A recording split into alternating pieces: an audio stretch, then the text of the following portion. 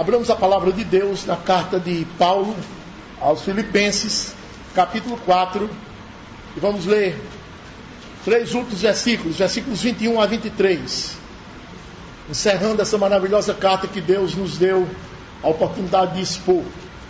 Filipenses 4, de 21 a 23. Saudai cada um dos santos em Cristo Jesus. Os irmãos que se acham comigo vos saúdam. Todos os santos vos saúdam, especialmente os da casa de César. A graça do Senhor Jesus Cristo seja com o vosso espírito. Amém. Vamos falar nesta noite sobre a profundidade da comunhão. Toda ovelha que Jesus salva, Ele a coloca no aprisco para ser cuidada e para mostrar também a comunhão mútua, para aprender a comunhão mútua. Antes, quando cada um de nós estava no mundo, era cada qual por si, cada qual na prática do egoísmo, todos na prática da desconfiança, naquela chamada prática de ter um pé atrás. Até as amizades eram cheias de desconfiança. Mas, irmãos, uma vez no aprisco, então o egoísmo ele é substituído pelo altruísmo. A desconfiança é substituída pela confiança. O ódio é substituído pelo amor mútuo.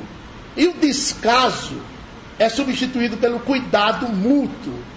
Nós sabemos que em João 17, Jesus orou ao Pai, e naquela oração chamada sacerdotal, e um dos pontos que ele enfatizou, ele disse: meu Pai, dá que eles sejam um. Assim como nós somos um, nós é Ele, o Pai e o Espírito, assim como nós somos um, eles sejam também um, para que o mundo veja e para que o mundo creia. Então, irmãos, nós podemos ver claramente que a comunhão é o resultado que surge quando os crentes vivem em obediência à palavra de Deus. Quando se estuda muito a palavra de Deus, quando se ouve muito, mas não se obedece, não há comunhão. Não há. Só há comunhão se você praticar a palavra de Deus. Esse é um grande segredo da comunhão. O contexto da carta é aquele, irmãos. O apóstolo escreveu essa carta maravilhosa aos Filipenses, essa explosão de alegria a partir da prisão. Estava preso em Roma. E escreve uma carta de júbilo aos irmãos que estão em Filipos. E ele chegou ao fim da carta. Uma carta que vai ser remetida lá para a Macedônia, norte da Grécia, para uma cidade chamada Filipos. Ele se sente, meus irmãos, em grande comunhão com essa igreja. A distância que os separa é de 1.700 quilômetros. Mas distância não impede comunhão. É como dizemos, tão longe, mas tão perto dos irmãos. E o que era que aproximava o apóstolo desses irmãos? Era a comunhão. A igreja não podia ver o apóstolo. Para obter uma notícia dele, era um tempo que demandava muito grande, não havia velocidade na informação. Não sabia como o apóstolo estava passando. Coitado, está preso. Nem o apóstolo podia ver a igreja, estar no dia do Senhor com a igreja, pregar a palavra nos domingos, a igreja. Ele não podia fazer isso. Mas, irmãos, ambos estavam em contatos esporádicos. Quando ia um emissário, gastava 6 meses para vir. Quando vinha, outro ia. Eram contatos esporádicos. Mas, irmãos, acreditem, Paulo estava em contato permanente com aquela igreja de Filipos, por causa da comunhão, por causa do Espírito Santo que os unia em comunhão, mediante as orações, mediante o amor que eles sentiam um pelo outro. Aí o apóstolo manda uma carta para essa igreja, escreve na prisão. Essa carta é resultado da comunhão, é uma carta que se perpetuou na Escritura, dada a sua importância. A igreja mandou um emissário para o apóstolo, levando roupas, víveres, comida, dinheiro, bens, comida não perecível, porque o apóstolo estava lá, condições adversas, preso, sem poder trabalhar. E a igreja fez isso por causa de quê? Da comunhão. Aí o apóstolo, mesmo preso, manda, irmãos, uma carta que edificou tanto a igreja de Filipos, depois as igrejas da Macedônia, depois as igrejas da Europa, as igrejas da Ásia, as igrejas daquela época, as igrejas de todas as épocas, a igreja dos nossos dias, a nossa igreja, tem sido edificada com essa carta. Tudo isso por causa da força da comunhão. Você pode imaginar como isso é fator de júbilo, de segurança para quem está preso, essa comunhão. Paulo estava na cidade de Roma havia uma igreja cristã.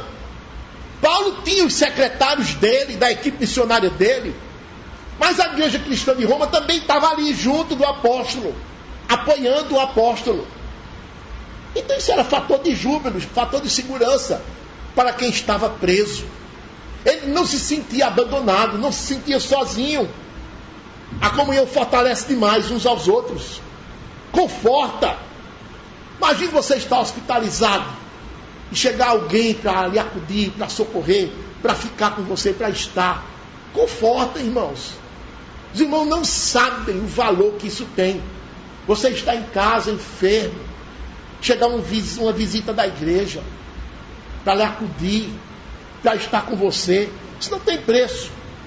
A comunhão entre os santos, ela não conhece limites, ela não conhece distâncias, mas existe entre os irmãos, estando eles perto ou longe. E essa é uma das mais extraordinárias dadas para a igreja, deixadas pelo Senhor Jesus Cristo. Então, com esse título, A Profundidade da Comunhão, eu trago 3 lições, irmãos, que o texto nos ensina nesta oportunidade. E a primeira, a comunhão é com todos os irmãos. Preste bem atenção. A comunhão é com todos os irmãos. Isso nós podemos ver no versículo 21, na segunda parte, quando o apóstolo disse assim: os irmãos que se acham comigo vos saúdam. É como eu disse, ele está preso, mas ele está cercado de irmãos. Daí a expressão, os irmãos que se acham comigo. Esses irmãos não estão presos, mas eles visitam Paulo. Eles são da sua equipe missionária. E eles estão ali, moram em outro lugar, mas todos os dias eles estão ali, no entorno de Paulo. Afora os crentes da igreja de Roma, que apoiavam também o apóstolo na sua prisão. Interessante, irmãos, é que o imperador, ele perseguiu o cristianismo. Duramente, os irmãos sabem disso. Mas, irmãos, há um fator incompreensível. É o fato do imperador deixar os crentes visitarem Paulo. Isso é incompreensível. Porque como é que ele persegue o cristianismo e ao mesmo tempo permite que um apóstolo, que era o principal cristão da época, que era o apóstolo Paulo, era o missionário maior, fosse visitado e assistido diariamente pelos seus irmãos na fé? Segure Romanos, veja Atos, capítulo 28. Atos, no capítulo 28, mostra essa autorização do imperador em permitir que Paulo fosse visitado pelos seus.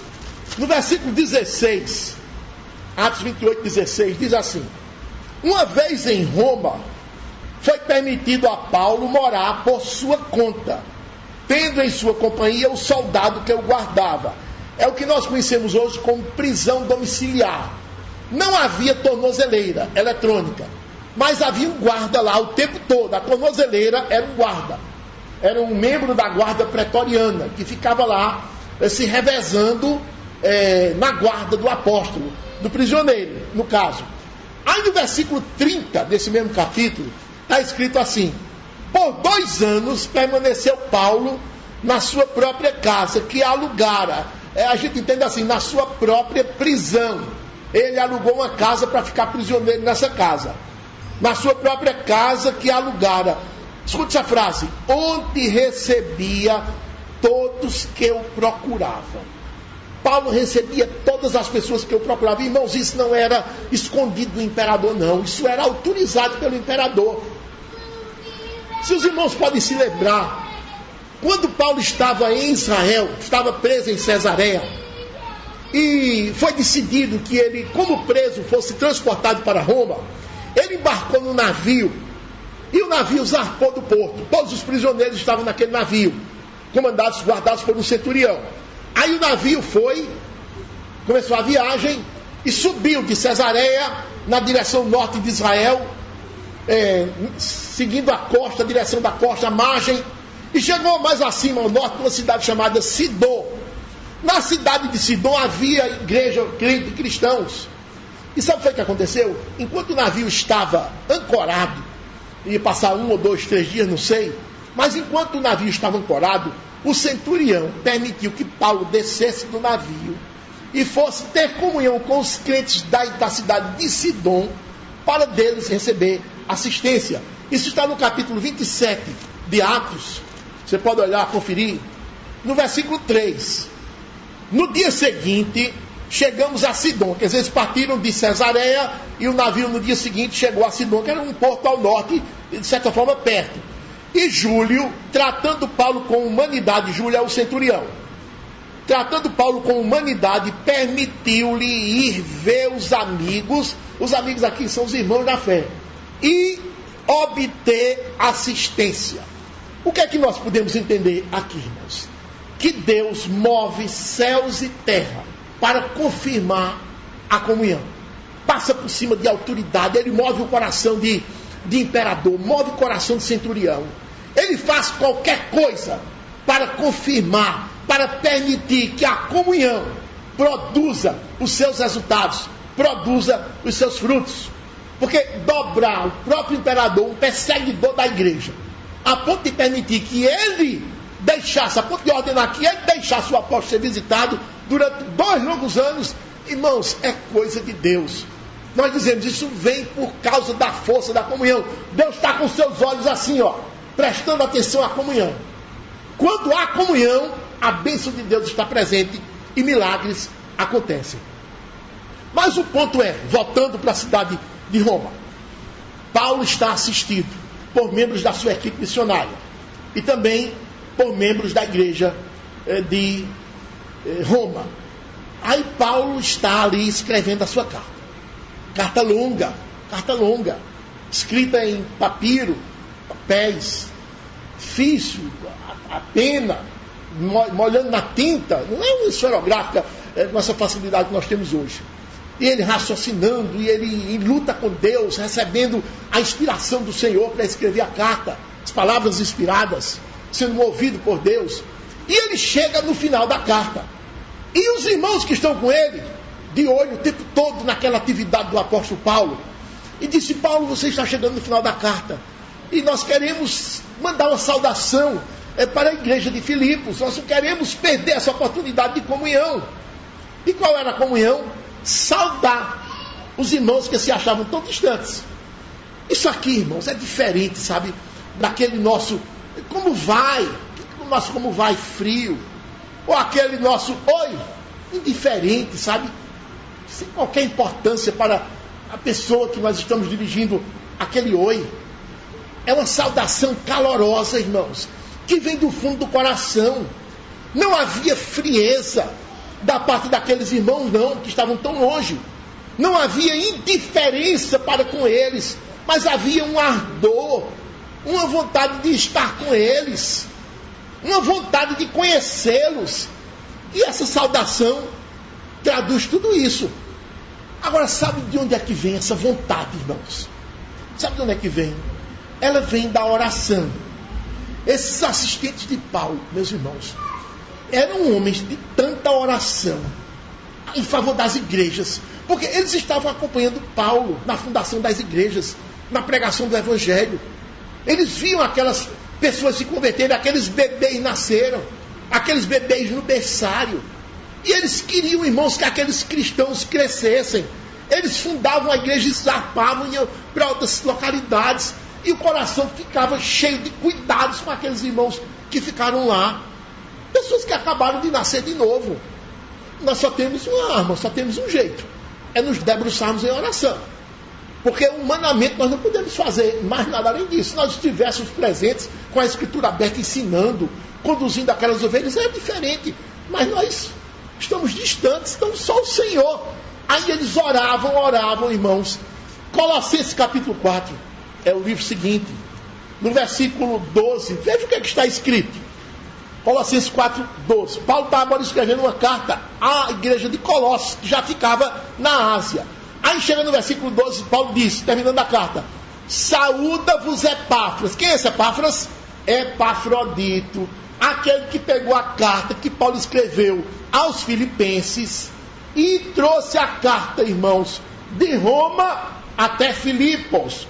Foi o mesmo que tinha levado o benefício, o donativo, o dinheiro, lá de Filipos até Roma. Chegou em Roma, irmãos, quase à morte. Quase à morte. Epáfras saudando agora a igreja de Colossos, aproveitando que Paulo estava mandando a carta. E veja o que Paulo diz a respeito desse Epáfras, que é o mesmo Epafrodito. Saúda-vos Epáfras, que é dentre vós servo de Cristo Jesus, o qual se esforça sobremaneira, continuamente por vós, nas orações, para que vos conserveis perfeitos e plenamente convictos em toda a vontade de Deus. Epáfras se debruçava e gritava: ó Senhor, confirma aquela igreja, Senhor, aqueles bebês na fé, para que eles sejam aperfeiçoados, ó Deus, para que eles tenham convicção da fé dos apóstolos, e assim eles cresçam, se tornem uma igreja forte, operosa. Era essa a oração de Epáfras. Ele não podia estar lá, irmãos, era muito longe. Eu tenho outras atividades, eu tenho mais campo missionário para avançar com o evangelho. Eu não posso ficar cuidando das igrejas que ficam na retaguarda, mas eu tenho uma arma aqui infalível, é orar. E ele orava sobremaneira, continuamente. Ele se esforçava sobremaneira. São tantos advérbios que o apóstolo fala, para ver se nos dá uma ideia da intensidade da oração do homem desse. Oração intercessória, viu? Então, uma pessoa que ora dessa forma pela igreja só pode ter comunhão com os irmãos. Só pode ter comunhão. Quando você não ora pela igreja, você não valoriza ninguém, não. Não dá valor a ninguém da igreja. É um amigo, é um amigo. É um amigo. Se encontra no dia do Senhor, se encontra no núcleo quando vai, somente. Se você não orar pelos irmãos. Mas quando você ora, irmão, você tem um amor pelos irmãos, tem um cuidado, uma comunhão. Você ama, ora para que o irmão cresça, ora para que ele cada dia mais se aperfeiçoe na graça, na fé. Por isso que se diz que oração intercessória produz comunhão, e comunhão produz oração. O Espírito do Senhor, irmãos, é quem une todos os crentes a si. Do Espírito, imagine, sai uma cordinha, sai um cabo para cada crente. Todos estão ligados ao Espírito do Senhor. E todos estão ligados também entre si. Tem uma cordinha ligando todos os crentes entre si. É assim que a coisa funciona. Quem está em comunhão com o Espírito de Deus, necessariamente está em comunhão com os demais irmãos. Aí no versículo 22 de Filipenses 4, Paulo disse assim: todos os santos vos saúdam, especialmente os da casa de César. Ele está dizendo, ele já disse, olha, os irmãos que estão comigo vos saúdam, é a minha equipe. Mas não somente eles, todos os irmãos da igreja de Roma, especialmente, ele faz um destaque, os da casa de César. Quando Paulo chegou em Roma preso, havia uma igreja lá. Ele era ansioso para visitar essa igreja. Fez planos e nunca se deparou a oportunidade. Quando teve a oportunidade de ir a Roma, chegou lá preso. Disse que ele nunca esteve lá à frente dos irmãos para pregar, mesmo estando na cidade. Supõe-se, especulação, mas ele está preso. Havia uma igreja na cidade, e essa igreja deu um apoio significativo ao apóstolo quando ele estava preso. Agora, irmãos, essa igreja era uma igreja operosa demais. Era uma igreja inquieta, evangelizava, os crentes evangelizavam. A visão deles não estava posta na terra, mas estava posta nos céus. Eles entendiam, a minha missão na terra é pregar a palavra, expandir a palavra que anuncia o que Jesus fez, que ele sofreu na cruz, que ele fez por pecadores. Isso não pode calar. E a igreja tinha essa visão, e ela era inquieta na pregação. E sabe o que foi que aconteceu? Muitas pessoas, muitos profissionais da corte, o centro nevrálgico da perseguição, que era a corte imperial, começaram a se converter ao Evangelho. Vejam como Deus faz. Quando ele fala casa de César, César não é um homem, não. César é o título do imperador romano.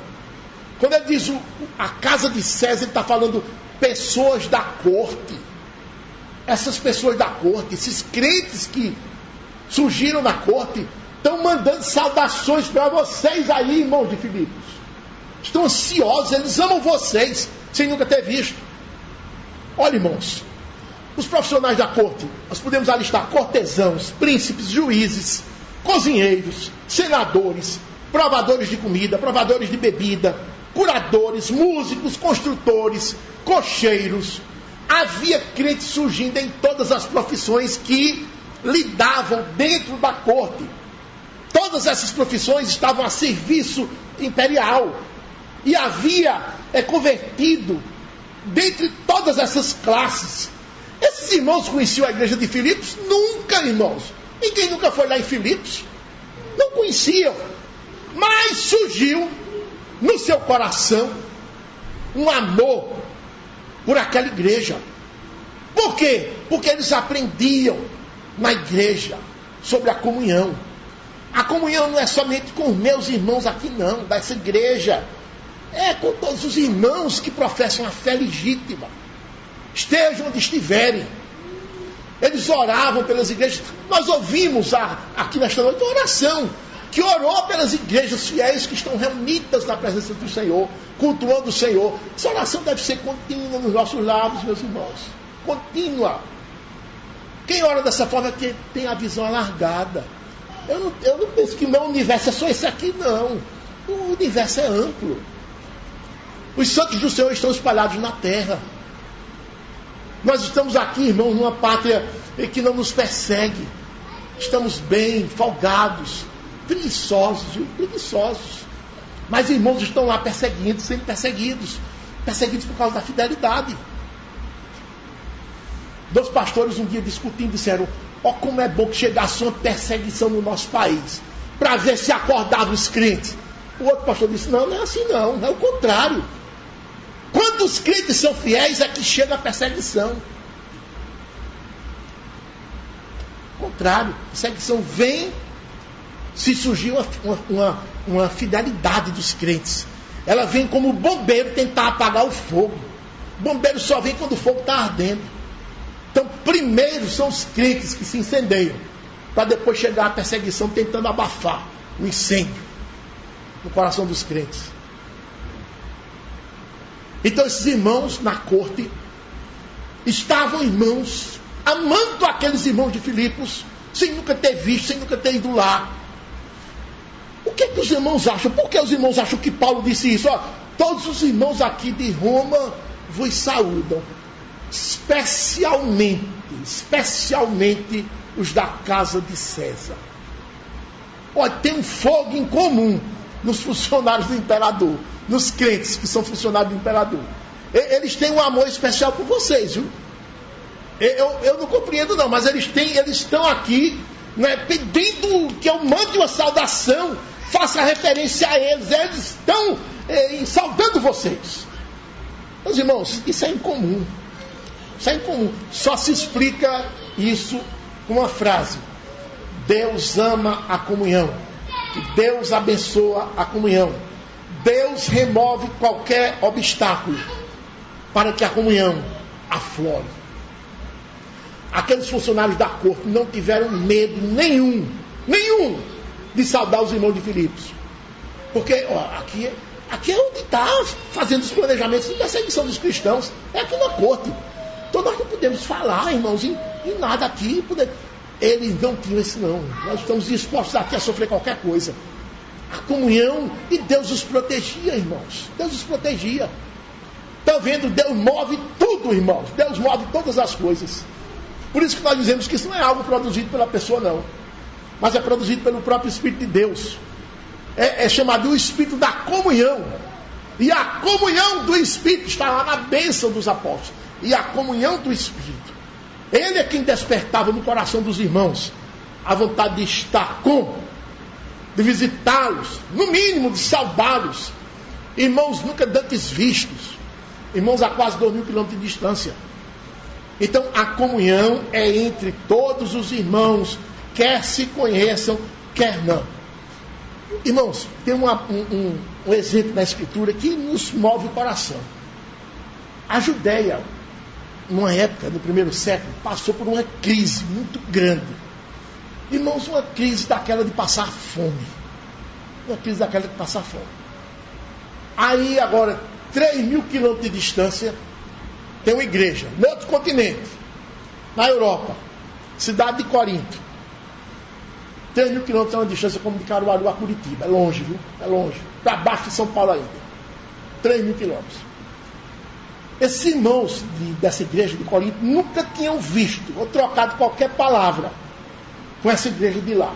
Mas, irmãos, quando eles souberam que os irmãos de lá estavam passando até fome, houve um reboliço na igreja de Corinto.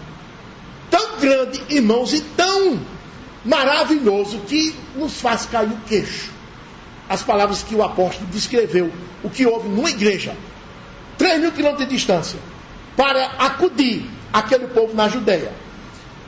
Abra sua Bíblia em 2 Coríntios 8. A gente reproduzir esse alarido no arraial da igreja de Corinto. 2 Coríntios capítulo 8, versículos de 1 a 4. Também, irmãos, os fazemos conhecer a graça de Deus concedida às igrejas da Macedônia. Porque no meio de muita prova de tribulação, manifestaram a abundância de alegria, e a profunda pobreza deles superabundou em grande riqueza da sua generosidade. Porque eles, segundo eu, na medida de suas posses e mesmo acima delas, se mostraram voluntários, pedindo-nos com muitos rogos a graça de participarem da assistência aos santos. Versículo 5 também. E não somente fizeram como nós esperávamos, mas também deram-se a si mesmos, primeiro ao Senhor, depois a nós pela vontade de Deus. Então Paulo está escrevendo para a igreja de Corinto e disse: irmãos, eu preciso contar para vocês o que foi que aconteceu, né, nas igrejas da Macedônia. Filipos ficava na Macedônia, lembre-se disso, essa que nós estamos estudando. Esses irmãos se moveram de tal forma que eu preciso dizer para vocês o que foi que aconteceu lá. Eu preciso dizer para vocês o que foi que aconteceu lá. Esses irmãos da Macedônia eram pobres. Mas quando eles souberam que os seus irmãos que eles nunca tinham visto, da Judéia, estavam passando até fome, eles fizeram uma mobilização incomum. Por que nós dizemos incomum, irmãos? Por conta do que está escrito aqui. Veja os detalhes. O versículo 2 diz assim: porque no meio de muita prova de tribulação, manifestaram a abundância de alegria, e a profunda pobreza deles superabundou em grande riqueza da sua generosidade.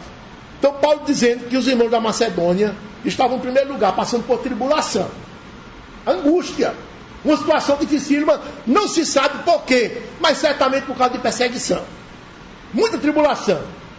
Em meio à tribulação, eles estavam abundantemente o quê? Alegres. Estão vendo? Abundantemente alegres. Manifestaram a abundância de alegria. E a situação deles, qual era? Materialmente. Pobreza? Não. Muito mais do que pobreza. Profunda pobreza. Estão vendo aí? Profunda pobreza.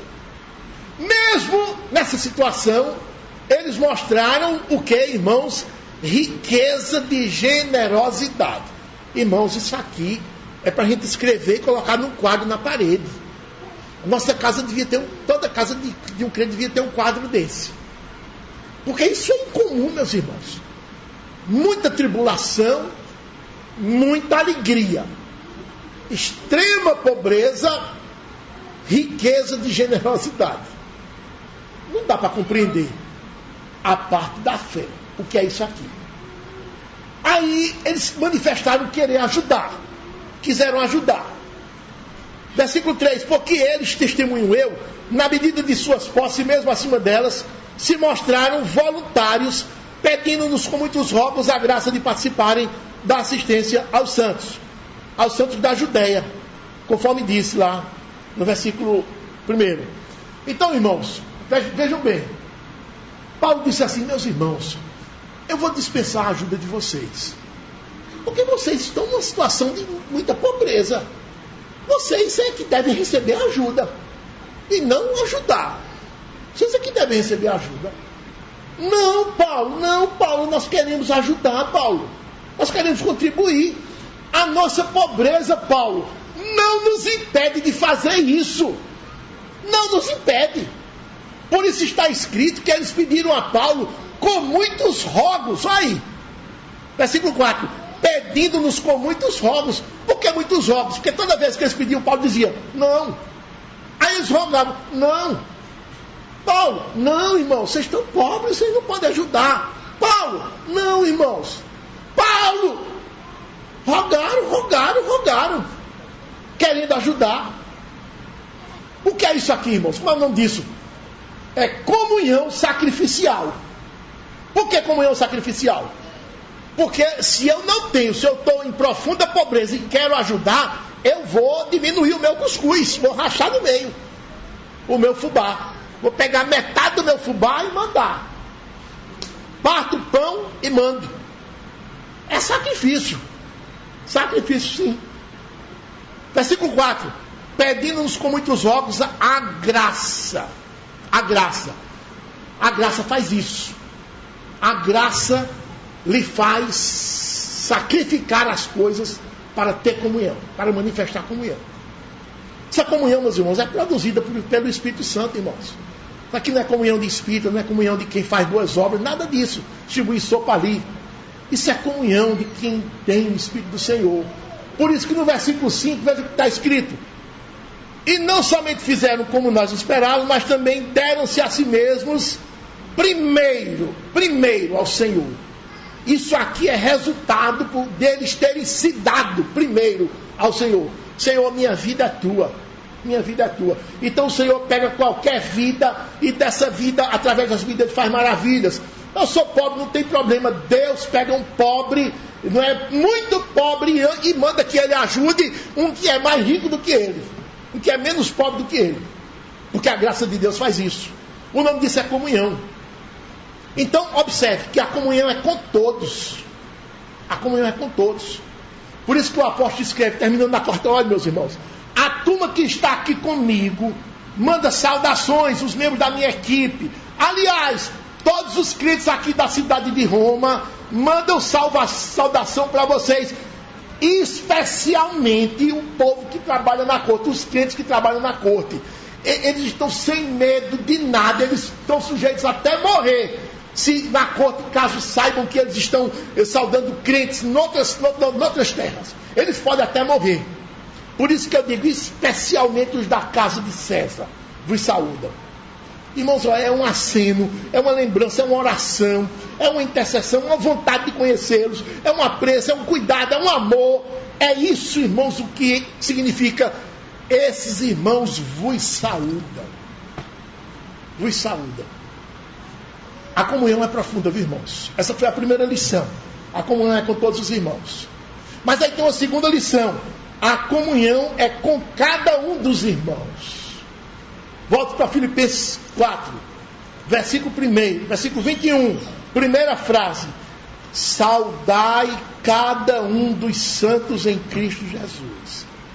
Meu irmão, atente para essa frase. Saudai a cada um dos santos em Cristo Jesus. Isso nos ensina que a comunhão não é somente com todos, mas a comunhão é com cada irmão, individualmente. E isso, irmãos, tem forte significado. Sabe por quê? Porque não basta ter comunhão com todos os irmãos, de modo geral. Não basta. Não basta você ter comunhão com todos os irmãos, de modo geral. Mas é preciso ter comunhão com cada um deles. Deus, com essa frase, não deixa nenhuma brecha, para que um crente não esteja em comunhão com outro irmão individualmente. Preste bem atenção. Deus não deixa nenhuma brecha.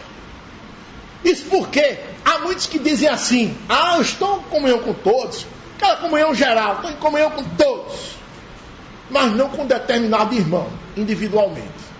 Está com todos, mas não com aquele irmão, individualmente.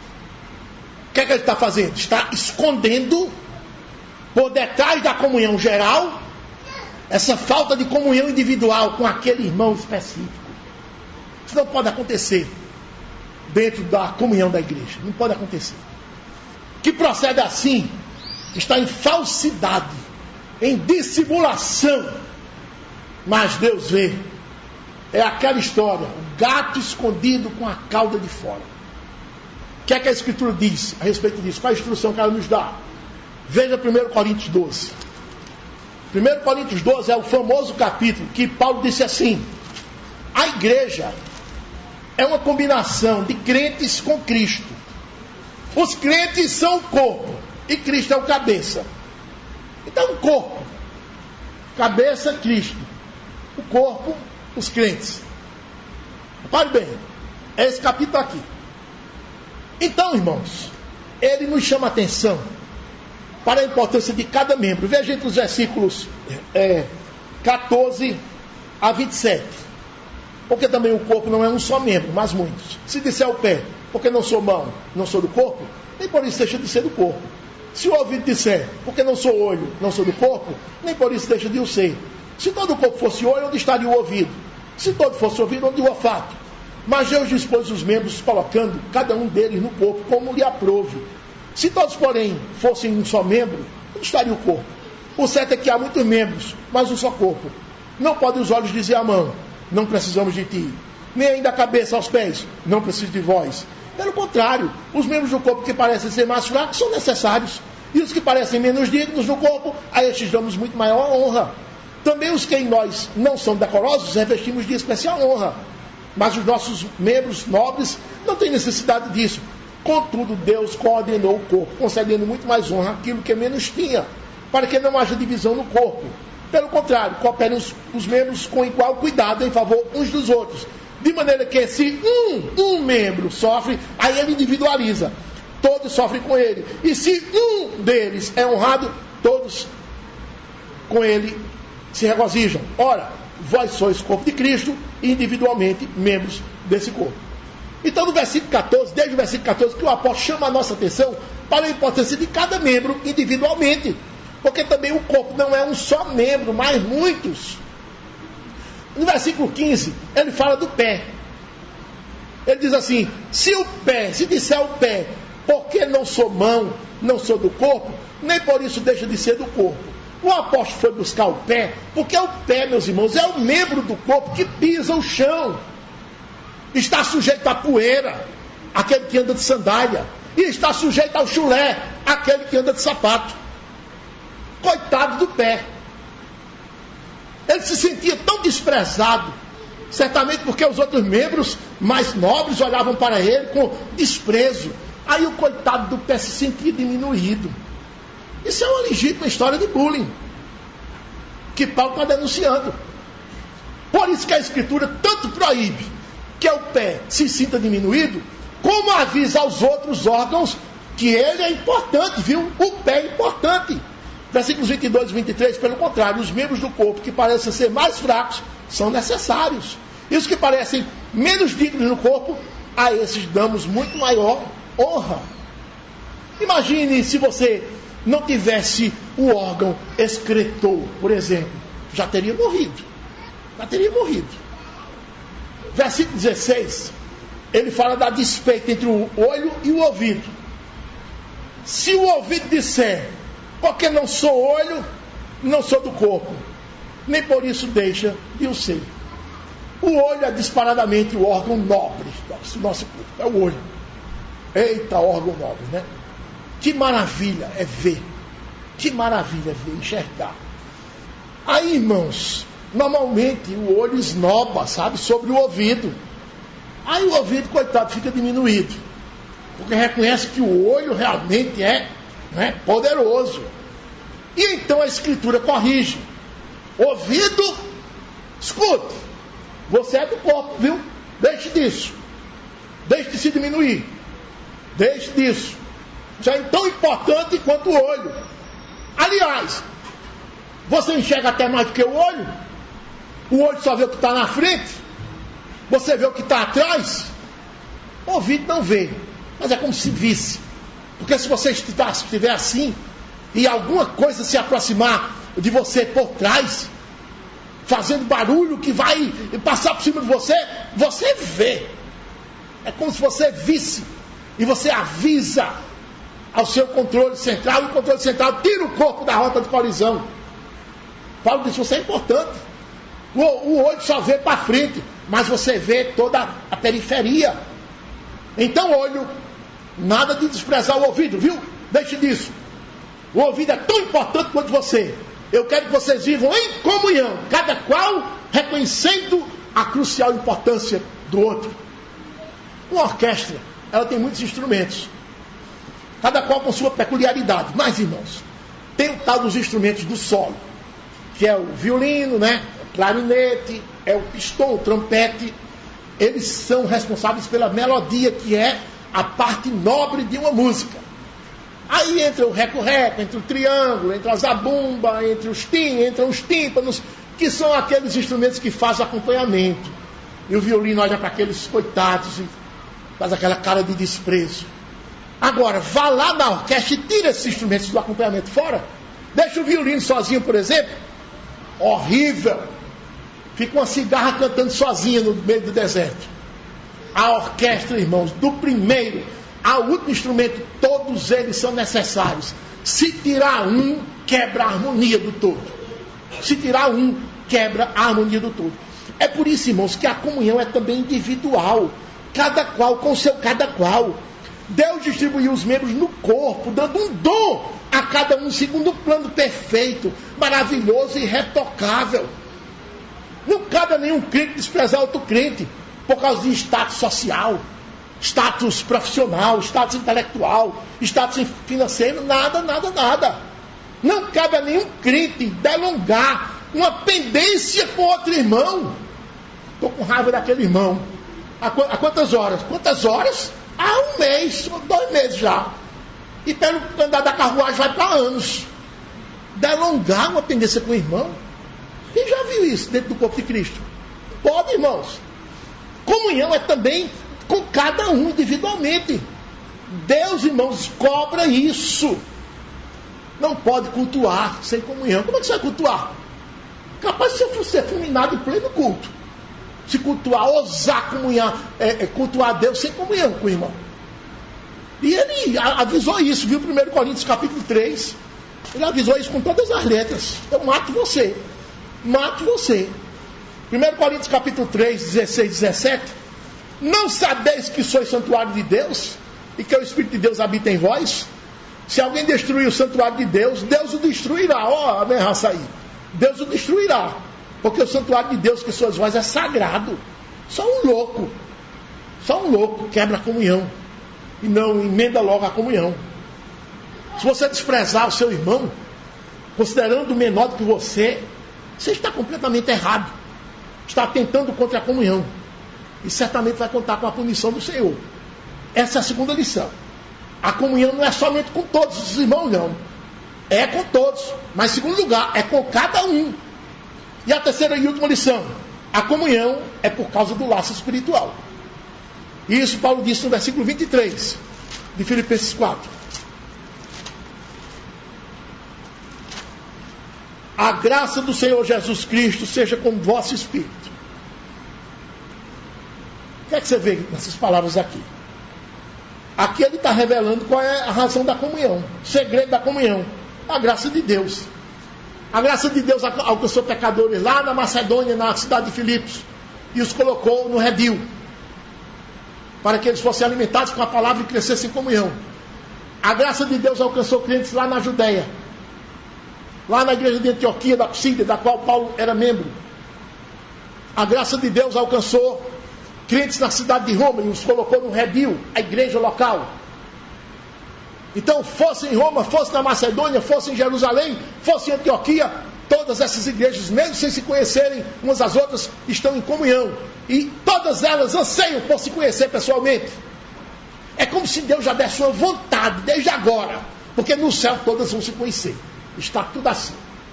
Mas ele já dá uma vontade desde agora. Então a graça de Deus alcança pecadores em todos os locais. Exatamente por isso, para produzir, irmãos, a comunhão. Mas agora eles estão separados fisicamente, mas estão em profunda comunhão. Isso é um paradoxo. Separados, mas unidos. Tanto os crentes de Filipos como os crentes de Roma. Estejam em liberdade ou estejam presos como apóstolo. Todos estão em comunhão, uns com os outros, por causa da graça de Deus em Cristo. E o nome disso é laço espiritual, que entrelaça todos os crentes entre si e a Deus. Imagine os irmãos. Epafrodito saiu de Roma, fez a viagem, não sabemos de quê. Cavalo, de jumento, a pé. Eu sei que em um determinado dia ele chega na cidade de Filipos. Na bolsa, na sacola, ele traz a carta aos filipenses. Tenho certeza que quando ele chegou na cidade de Filipos, se dirigiu logo à casa do pastor. Não foi nem em casa tomar banho, saudar a família, se é que ele tinha família lá. Dirigiu-se direto à casa do pastor. Bateu na porta, o pastor o recebeu, deu um abraço. Aqui a carta. Primeira coisa, está aqui a carta. O pastor pega aquela carta, irmãos, agradece a Deus. Epáfras disse como está Paulo, né? Adianta alguma coisa oralmente. Quando chega no domingo, o pastor se dirige à igreja com aquela carta nas mãos. Igreja reunida, todo mundo assina aquela ansiedade. E o pastor disse: eu vou ler aqui a carta que o apóstolo mandou para nós. Essa carta que nós lemos e que nós pregamos, e que os irmãos ouviram. Essa carta é para nós. Aqueles irmãos estão ali naquela ansiedade, irmãos. E eles ouviram a leitura da carta toda.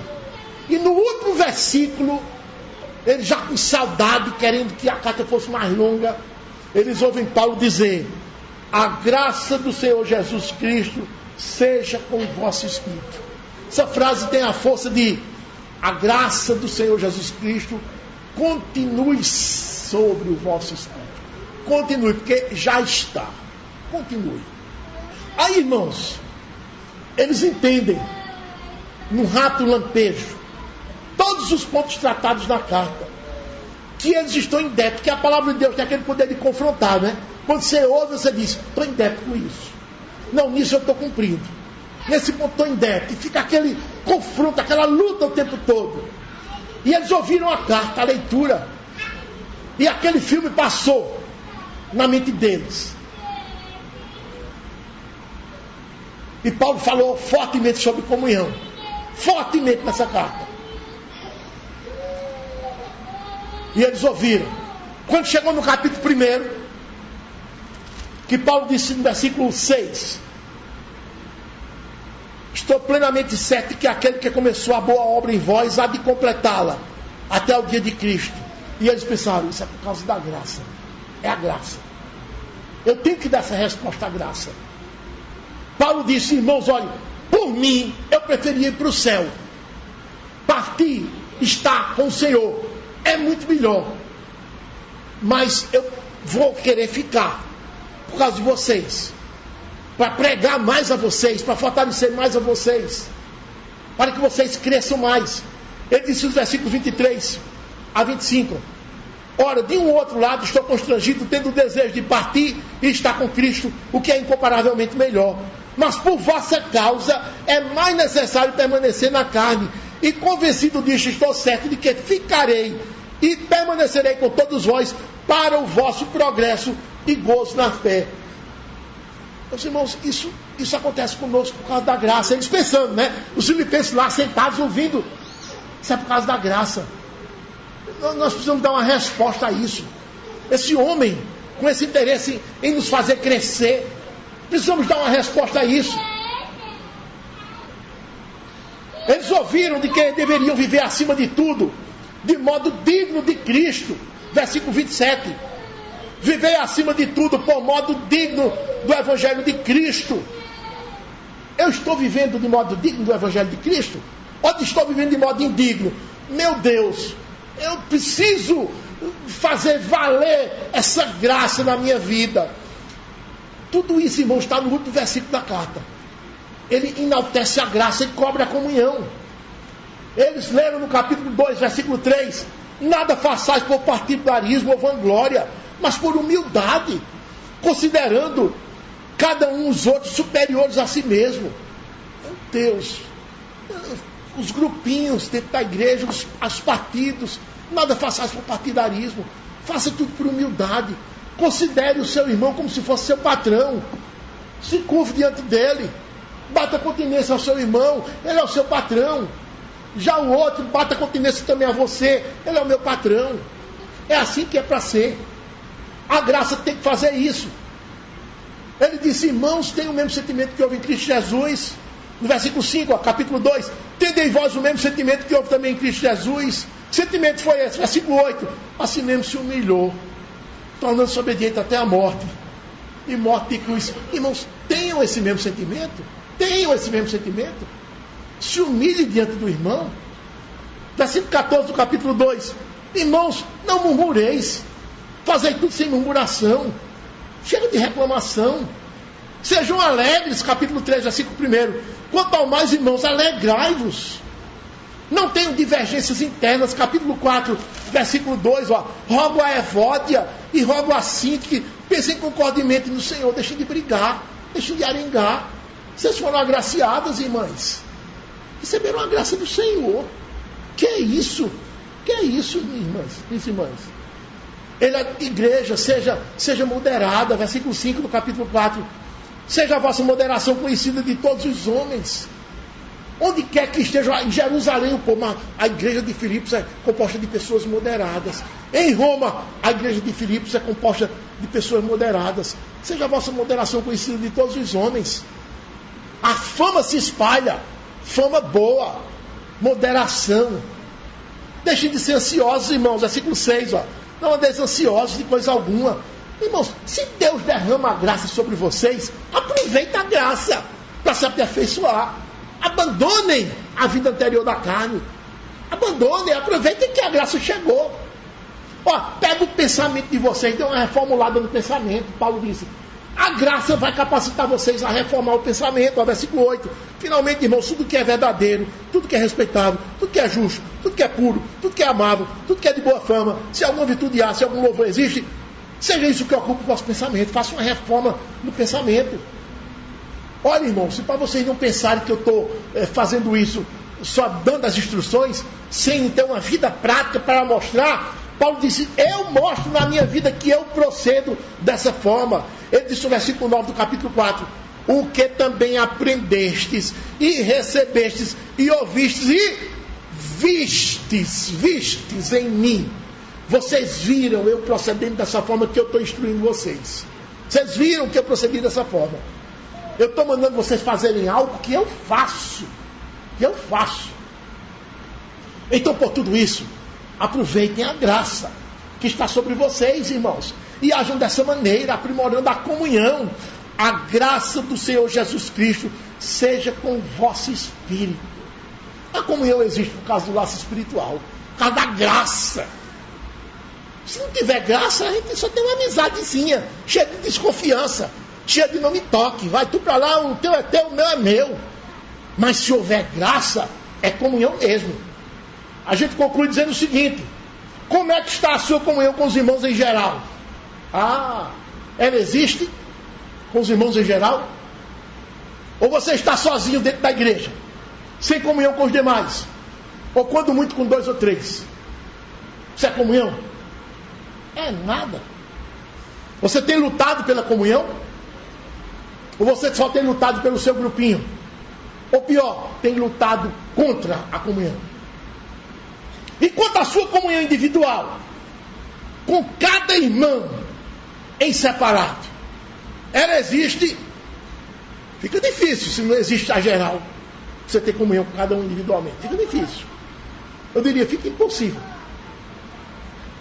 Ter comunhão com todos é mais fácil. Difícil é com cada um irmão em particular, separadamente. Qual é o tipo de comunhão que você tem? É só de cumprimentos, de dar um oi, de sorrir, de contar uma piadinha ali, uma gracinha, lembra o dia do Senhor? Você chama isso de comunhão, é? Quais são os esforços que você tem feito em favor do seu irmão para ajudá-lo a crescer na graça? Uma visita aos bebês na fé da igreja, para conduzi-los pelo caminho seguro, para que ele dê passos firmes. Qual tem sido?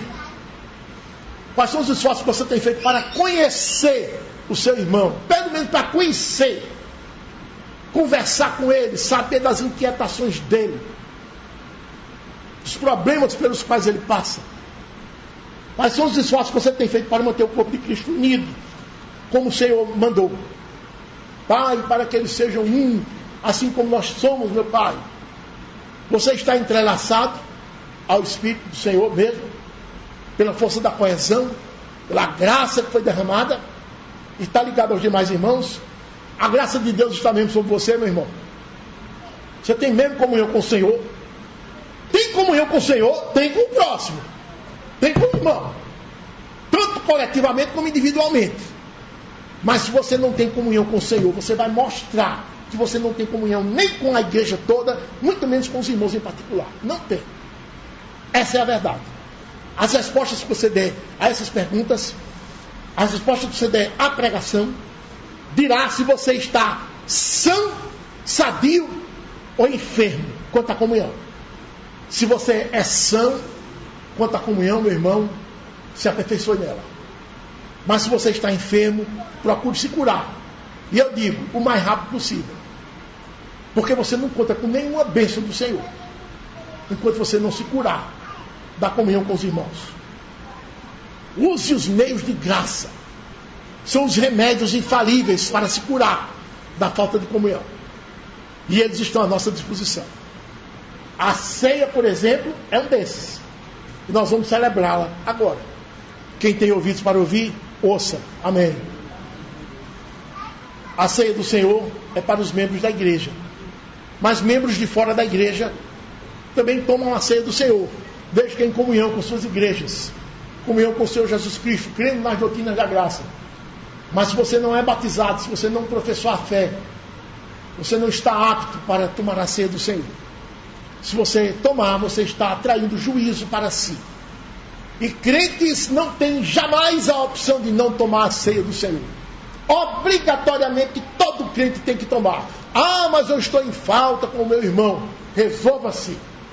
Peça perdão agora se você se atrasou. E assim que terminar a ceia, abraça o seu irmão e peça perdão. Ah, mas estou em falta com o Senhor. Eu tenho um pecado muito grande para resolver com o Senhor. Pois resolva agora. Já era para ter resolvido. Resolva agora. E tome a ceia. Se você não fizer isso, você está atraindo juízo para si. Está preferindo o pecado ao perdão. Recebi do Senhor aquilo que vos entreguei. Que o Senhor Jesus, na noite em que foi traído, tomou o pão. Tendo dado graças, disse, comei dele tudo. Semelhantemente, depois tomou o cálice. Disse, esse cálice é o cálice da nova aliança, do meu sangue. Fazei isto todas as vezes que eu bebedes, em memória de mim. Porque todas as vezes que bebedes este cálice, comedes este pão, anunciais a morte do Senhor, até que ele venha. Disse o apóstolo em 1 Coríntios 11. Vamos baixar nossas cabeças e vamos orar, agradecendo a Deus por esse momento rico de ouvir a sua palavra, nos enriquecermos e participar da ceia do Senhor. Nosso Deus, não precisamos confiar mais na carne, Senhor. Já nos libertaste, Senhor, dessa escravidão. Precisamos agora olhar para o Espírito, Senhor, confiar em Ti, cumprir a Tua lei, fazer as coisas do Espírito, Senhor. Porque temos recebido da Tua graça, Senhor, de forma abundante nas nossas vidas. E é por ela que nós vivemos, ó Deus. Por ela que nós temos alimentado o nosso espírito. E é por ela que nós damos respostas, Senhor, a todas as instruções da Tua palavra.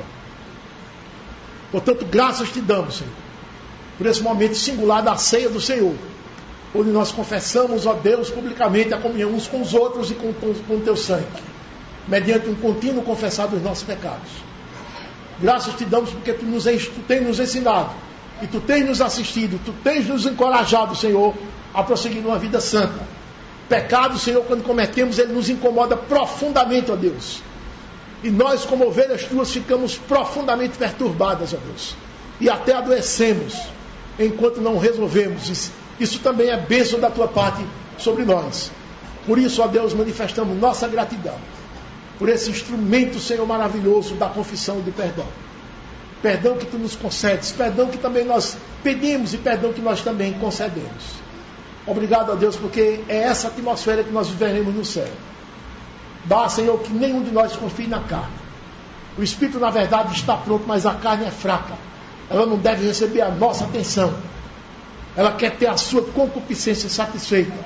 E nós não precisamos mais estar debaixo desse jugo, Senhor, porque dele já fomos libertos. Graças te damos, ó Deus. Ajuda-nos a nos humilharmos uns diante dos outros.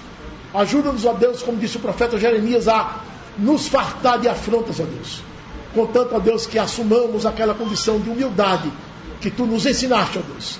Tu mesmo, sendo Deus do céu e da terra, o Todo-Poderoso, te permitiste ser esbofeteado, Senhor, pelos soldados. Te permitiste ser cuspido. Te permitiste, ó Deus, ser escarnecido, Senhor, zombado.